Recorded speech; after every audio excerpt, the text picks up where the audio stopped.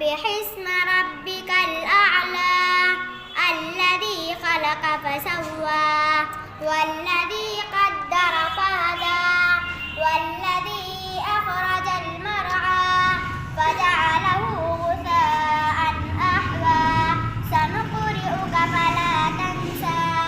إلا ما شاء الله إنه يعلم الجهر وما يخفى ونيسرك لليسرى فذكر إن نفعت الذكرى سيذكر من يخشى